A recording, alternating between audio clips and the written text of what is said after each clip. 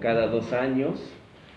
El próximo año vamos con tercer y cuarto de secundaria a trabajar la guerra del salitre.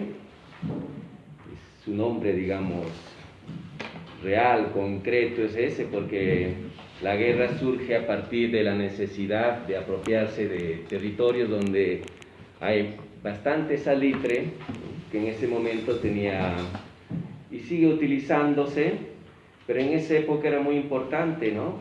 Para usar en diferentes campos, ¿no? La química, lo militar, la agricultura. Entonces tenía varias funciones, entonces necesitaban apropiarse de esos territorios para que un grupo pequeño de capitalistas, ¿no? Que generaban riqueza a través de grandes empresas, pudieran generar lucro, ganancia, ¿no? Riqueza, en pocas palabras.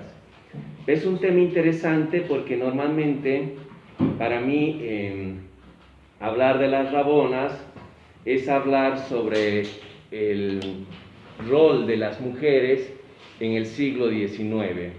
Entonces, a partir de la guerra del Pacífico, nosotros después vamos a articularlo con la vida de Flora Tristán, que es una mujer fantástica, maravillosa, que es de alguna manera la pionera del feminismo en Latinoamérica y en el mundo, y es una mujer que también en sus escritos da cuenta de lo que fue la guerra del Pacífico, y también hace referencia a estas mujeres. Ahora, el término Rabona, ¿no? Tiene dos explicaciones, ¿no? Para entender de dónde viene esa palabra. Es una palabra que de pronto en algún momento, cuando la Karin hizo el dibujo y les comentó, era ¿y de dónde viene esa palabra? Nunca hemos escuchado, ¿sí? Suena medio raro, ¿no? Y realmente es bien extraña esa palabra. Y claro, hay dos maneras de, digamos, de saber su origen. Uno hace referencia a que estas mujeres andaban, ¿no? Tras sus compañeros, maridos, ¿no? Muchas veces, en la mayoría de los casos eran sus maridos, aunque raras veces acompañaban a parientes como padres, tíos o hermanos mayores, ¿no? Pero en general eran a los maridos, ¿no? A sus compañeros. Y entonces estas mujeres andaban en la retaguardia, es decir, atrás, ¿no? Mientras el ejército avanzaba con la caballería, la artillería por delante, ellas iban por detrás, eran la cola, el rabo del ejército. Entonces de ahí más o menos que viene la palabra rabo, rabonas, ¿no? No es algo propio del Perú o de Bolivia, el término rabonas, o sea, la función que tenían estas mujeres, que voy a explicar un poquito más, propio de estos territorios, sino que había en Ecuador, en Chile, en Colombia, en México, en Europa, y que usaban otros nombres, ¿no? Candileras, Juanas, Adelitas, habían varios nombres que usaban para estas mujeres, y que no es propio también de la guerra del Pacífico. En muchas guerras anteriores, por ejemplo las guerras de independencia, estas mujeres también participaban. Y el otro término que usan, o la otra manera de entender este concepto de rabonas, viene de una especie de discriminación que había con ellas, ¿no? De principio las mujeres que iban a la guerra iban como acompañantes, pero eran mal vistas y muchas veces las castigaban, ¿no? Por ir con sus maridos, y les cortaban el pelo, y entonces les cortaban las trenzas, ¿no? Porque casi siempre eran mujeres que usaban trenzas porque vienen de sectores indígenas, campesinos, empobrecidos, y bueno, eso hacía referencia un poco a que a los caballos en los ejércitos, no sé si alguna vez han visto, cuando hay desfiles, etcétera, marchas, o ven caballos en alguna feria donde hay espectáculos, tienen la cola cortada, ¿no? O sea, no está caída, sino es como un rabo cortado. Entonces, ese rabo cortado también hacía referencia a las rabonas por el corte del cabello y el corte del caballo, ¿no? El rabo, la rabona. Son dos maneras que los historiadores, las historiadoras, hacen referencia a ese nombre de rabonas. Pero la mayoría coincide que es la primera explicación que hice, ¿no? De que eran mujeres que estaban al final del ejército, era la cola del ejército, y por eso eran el rabo, la cola, y por eso venía el nombre de rabonas. Es interesante ese detalle, porque eso también ayuda un poco a recordar, ¿no? ¿Por qué lo de rabonas? ¿De dónde viene este nombre? Como les decía, los nombres cambian de país en país, e incluso en Europa, en plena guerra napoleónica, cuando Napoleón empieza a invadir los países de Europa, las mujeres también iban, pero tenían otra condición. Les llamaban cantineras, porque estas mujeres sí cobraban, ¿no? Tenían un salario por la función que tenían. Ahora, en general, las funciones que han tenido han sido muy parecidas estas mujeres, ya sea en Francia, en Rusia, en México, ¿no? Con algunas variantes, ¿no? Con el caso francés o ruso, ¿no? Donde las mujeres tenían un honorario, un salario, ¿no? En el caso de las rabonas de acá de Latinoamérica, ¿no? Que es lo que, digamos, conozco mucho más, estas mujeres iban a la guerra no porque les pagaran, sino porque tenían que acompañar a sus maridos. En la mayoría de los casos iban tras sus maridos, y algunas veces, como decía, con algún pariente, un padre, un tío, un hermano mayor, pero eran excepciones. Ellas iban porque de alguna manera, y esto es muy importante, muy interesante que tomen en cuenta, ¿no? Porque las mujeres, ¿no? Y ahí voy a explicar, ¿no? Estaban sujetas a su marido. Y entonces, si el marido se movía de un lugar a otro, ella iba. Ese es un legado, digamos, histórico que viene desde la colonia y que se expresa esa condición de ir obligatoriamente, como también los hombres iban obligatoriamente, o negociaban y les decían, bueno, compañero, vas a ir a la guerra, ¿no? Y entonces, lo único que te podemos ofrecer es algunas tierras que cuando vuelvas, promesas, ¿no? Que cuando vuelvas, lo vas a tener para que tengas tu casita y todo esto.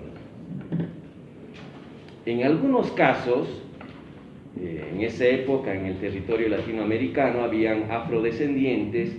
A las personas afrodescendientes les ofrecían también su libertad. Cuando San Martín, el libertador, cruza los Andes, cruza con un batallón muy significativo de afrodescendientes. Eran gente que quería su libertad. Y entonces la promesa era alistarse en el ejército e ir con San Martín para tener su libertad.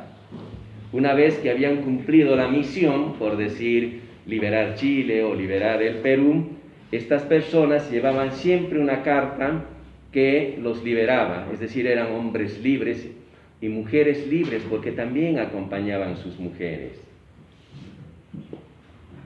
Las mujeres, por ejemplo, afro, tuvieron un rol muy importante en las luchas de independencia, en la guerra del Salitre, o la guerra del Pacífico, que se dice. Por ejemplo, la madre de la patria, que muchas veces se hace referencia en Argentina, es una afrodescendiente, es una mujer impresionante. Esta mujer salió 2 veces a dirigir un ejército en plena lucha de independencia, con el ejército argentino, salió en la segunda campaña con Belgrano, y esta mujer era tan capaz, tenía una fuerza, un carácter y una capacidad para dirigir ejércitos, era afrodescendiente, ¿no? Se llama María Remedios del Valle, ¿no? Esta mujer después fue reconocida por Belgrano como la generala o la mariscala, también como se dice, como muchas mujeres también que lucharon en la época de la independencia. Entonces, mujeres afrodescendientes, hombres afrodescendientes, también participaron en la independencia, en la guerra, y entonces la manera de participar en la guerra era, si no les ofrecían, como a los indígenas de las tierras, por ejemplo, de las sierras central del Perú, ¿no? O de acá de Bolivia, a ellos sí les ofrecían tierras, ¿no? Que después incluso ni les dieron, porque cuando murieron y sus mujeres vinieron a reclamar, no les dieron nada, ¿sí? Fue una promesa a medias, o una promesa no cumplida, pero en el caso de los afrodescendientes les ofrecieron esa libertad. Entonces, en los ejércitos que se formaban, había gente que tenía esa promesa de tierras, de libertad, ¿no? Y algunas veces de algún pago. Pero también había un chantaje, es decir, los obligaban prácticamente, ¿no? Llegaban a los pueblos y los alistaban para que vayan al ejército. Y no es un tema de ahora el obligar a los jóvenes para que se alisten para ir a la guerra, ¿no? No sé si alguna vez han escuchado, pero durante una época, por ejemplo, en el Perú había una lucha guerrillera, ¿no? Entre el ejército y la guerrilla, y entonces el ejército lo que hacía iba al campo o a las zonas empobrecidas y hacía redadas. Esa palabra redada significaba que llegaba el ejército y llevaban a todos los hombres, ¿no? Con la edad, incluso a veces menores, con la edad suficiente como para que vayan al ejército. No les preguntaban, ¿quieres ir? Oye, vamos, ¿no ve? No, vamos, ¿no? O en último caso había la posibilidad de fusilarlos, y los han fusilado muchas veces por resistirse. Entonces había maneras de obligarlos, pero también había otra forma de obligarlos que tiene que ver también mucho, sí, por un lado, estoy hablando por una condición de clase, ¿no? Vamos a hablar de una condición de clase, ¿no? Es un elemento, porque no iban donde el hijo de la persona que tenía sus negocios, sus empresas, de un buen apellido, no los obligaban a ellos, sino era un tema de clase. Entonces, ¿quiénes iban a la guerra? Claro, iban los hijos de la gente que tenía recursos, adinerada, porque ellos aspiraban a hacer carrera militar, política, y porque se formaban para ser militares, y no ganaban 10 pesos, ganaban un montón de dinero. Pero en el caso de la gente indígena, campesina, de sectores empobrecidos, gente que todavía vivía esclavizada, se expresa en un tema de clase. Van a la guerra. Y es lo mismo con los chilenos. Los chilenos mandaban a los famosos rotos. Y después, como acá dices indio o cholo, ¿no? Allá dicen rotos, despectivamente. Y entonces, claro, a esos rotos también les ofrecían un montón de recursos, de sueños, de ilusiones, ¿no? Un dinero, un terreno, libertad, mejores condiciones, y que al final, después les voy a ir contando algunos detalles de lo que significó esa miserable guerra y ese miserable compromiso que hicieron los poderosos, ¿no ve? Los que manejaban el país, porque son la gente poderosa, la gente adinerada, ¿no? Los que manejan un país, no maneja la gente de a pie que trabaja en el campo, que trabaja 16 horas en las fábricas, ¿sí? Que vende en las calles su refresquito. Esa gente no decide, deciden en los altos estratos sociales, militares, políticos, ahí se deciden las guerras, y que son intereses de un sector de clase. Entonces, cuando hablamos de un elemento de la guerra para llevar, o sea, para armar un ejército y para llevarlos a la guerra, es su condición de clase, porque es gente empobrecida. Ahora, claro, la gente también iba porque había otro elemento que se usa actualmente también, y se usaba y se va a seguir usando, y es el nacionalismo,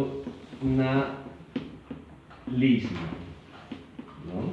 El nacionalismo, el patriotismo. Entonces también un elemento que funciona mucho es el tema de la patria. Tenemos que defender nuestra patria. Esos miserables chilenos nos quieren quitar nuestras tierras.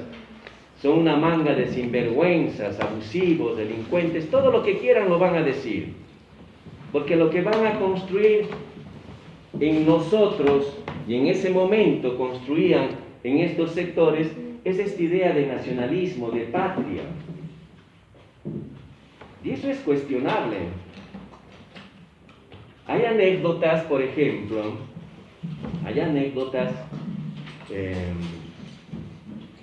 que cuentan historiadores, novelistas de la época de la guerra, que cuando llegaban la gente del campo, los indígenas a Lima, una ciudad grande, ¿no ves? La capital del Perú, bueno, ahorita es una ciudad con casi 14 millones de habitantes, y entonces ellos llegaban del campo para alistarse al ejército, y entonces la gente de clase social alta los veía, y entonces muchas veces decían, pero estos zaparrastrosos nos van a defender, estos no saben ni hablar castellano, ¿cómo van a defendernos, no?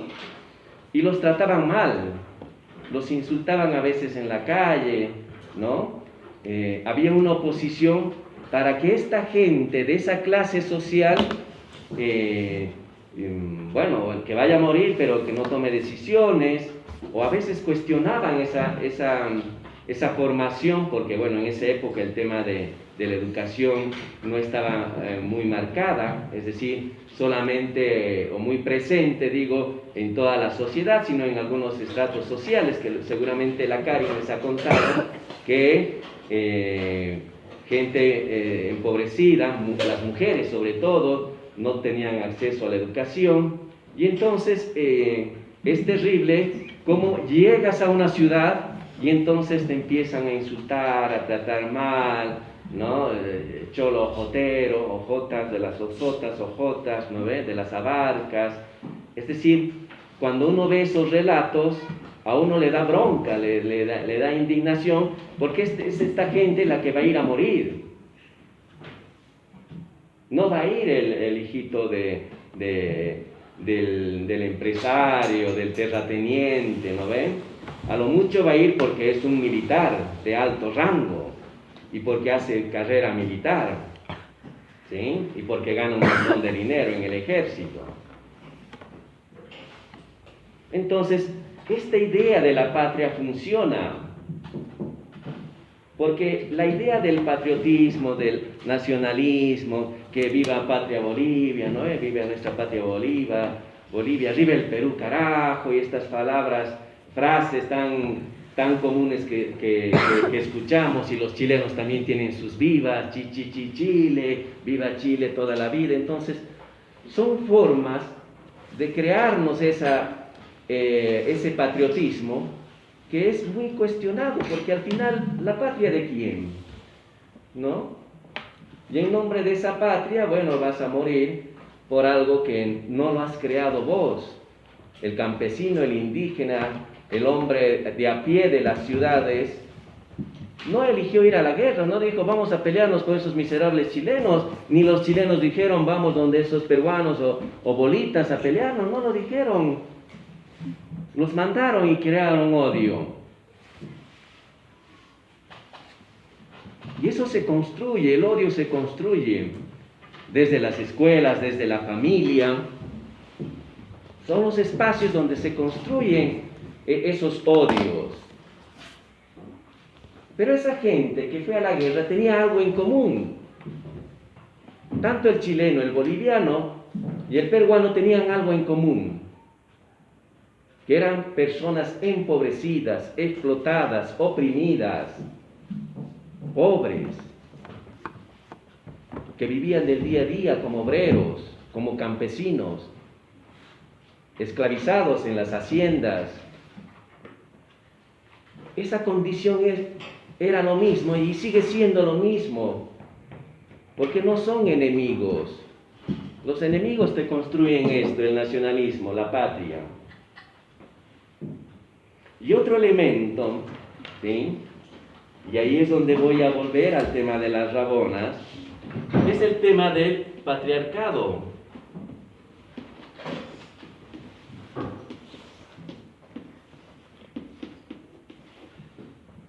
¿Sí?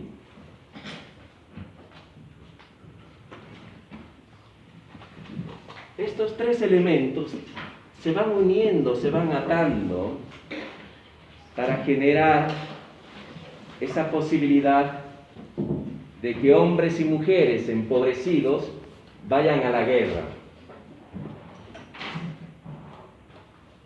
Las mujeres iban porque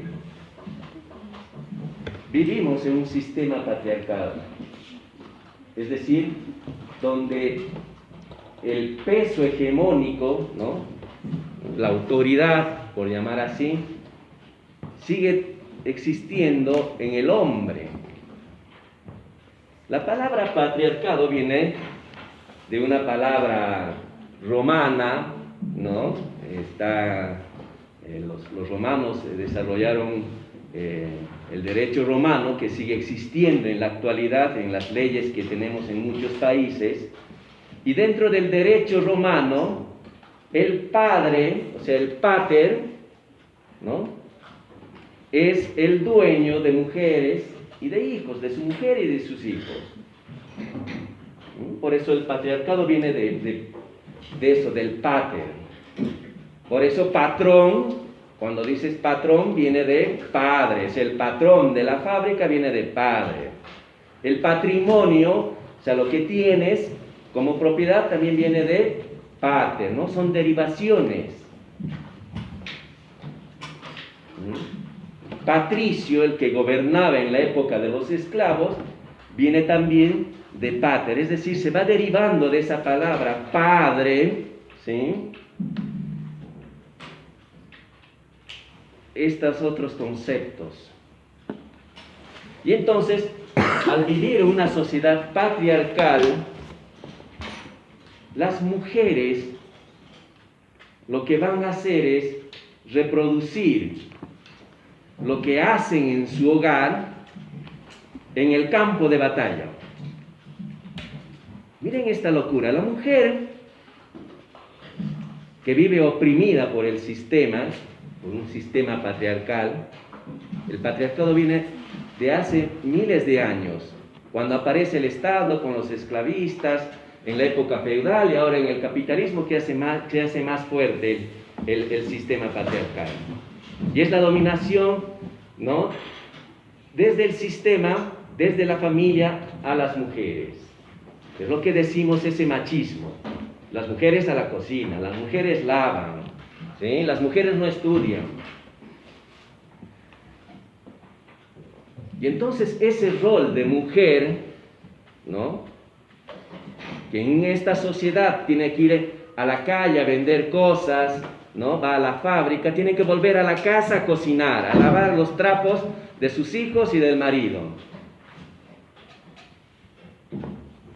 Eso es parte del patriarcado, de ese machismo. Claro, en muchas familias, ¿no?, y eso va cambiando poco a poco, pero en muchas familias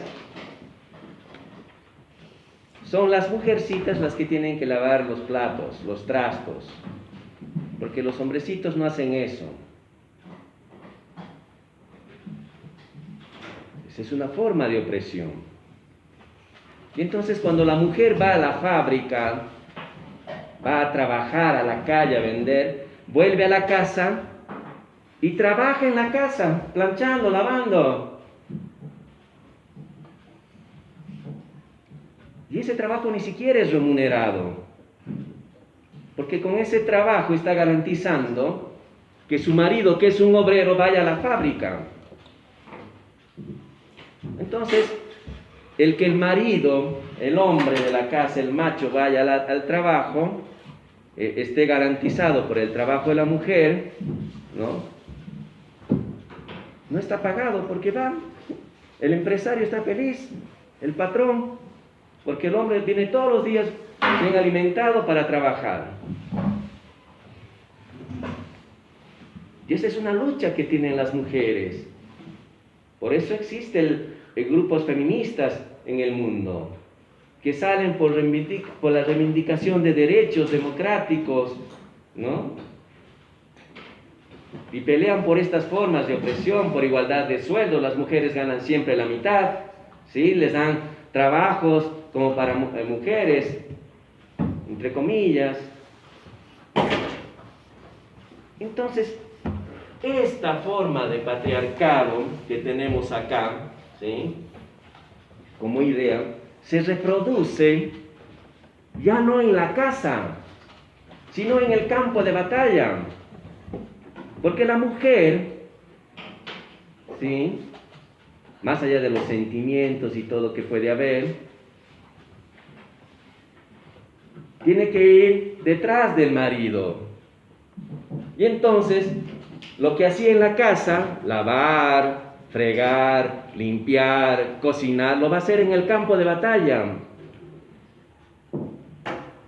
Y la mujer, su rol de explotada lo va a expresar en ese espacio. Porque las rabonas eran eso. Eran mujeres valientes. Cuando uno lee los libros, evidentemente, y ve, ¿no? Hay muchos libros, ¿no?, que hacen un estudio sobre las rabonas, ¿no? Claro, muestran a mujeres valientes. Muchas veces estas mujeres, cuando el ejército avanzaba y veían que el ejército, que no había enfrentamiento y tenían que descansar, las mujeres tenían que adelantarse al ejército. Si bien en un momento iban en la retaguardia, en otro momento tenían que adelantarse para instalar los campamentos, para empezar a cocinar, para atender a los heridos. Y entonces llegaban los hombres soldados, ¿no? Llegaban los hombres soldados, ¿no?, los héroes, y ese es otro tema interesante. Y entonces comían y todo esto, les lavaban sus trapos, les curaban las heridas, etc. Y en ese sentido uno dice, ¿qué mujeres, qué valientes? Pero también uno tiene que indignarse y decir, qué sinvergüenzas, qué porquería este sistema. Que esa opresión de la mujer que se da en el hogar, en el trabajo, se va a expresar también en el campo de batalla. Y claro, la función de las mujeres como rabonas en la guerra era atender a sus maridos. Eran enfermeras, eran cocineras, incluso en un momento iban y peleaban cuando era necesario. Y cuando no había que comer, iban en grupo, en masa las mujeres, porque eran hartas mujeres, ¿no?, casi a la par con los hombres, y los ejércitos no son 10, son cientos, 200. Y esas mujeres iban, pedían a la gente del pueblo que les den alimentos, que les ayudaran, y muchas veces las botaban y todo. Entonces las mujeres saqueaban porque necesitaban vivir, necesitaban garantizar la existencia de sus maridos y de ellas mismas.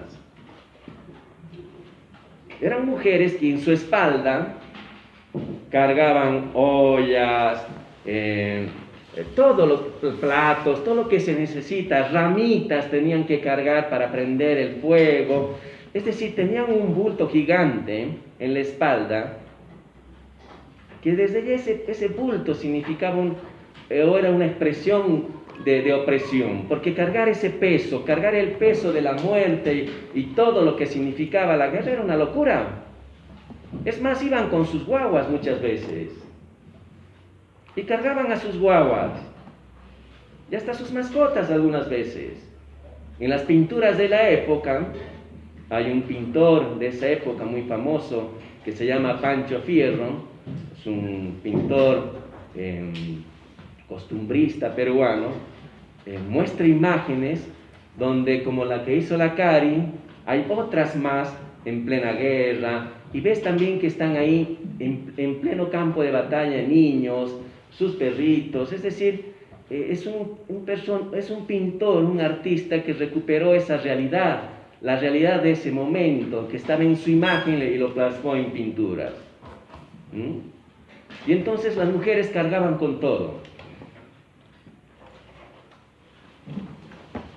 Y ahí, si bien uno valora esa fuerza, esa fortaleza de estas mujeres, también uno se indigna y dice que qué sinvergüenzas, qué miserables, cómo estas formas de opresión se expresan en la guerra.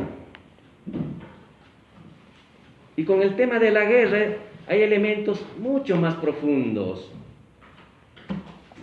Por ejemplo, este año nosotros hemos estudiado con quinto y sexto de secundaria la Guerra Civil Española.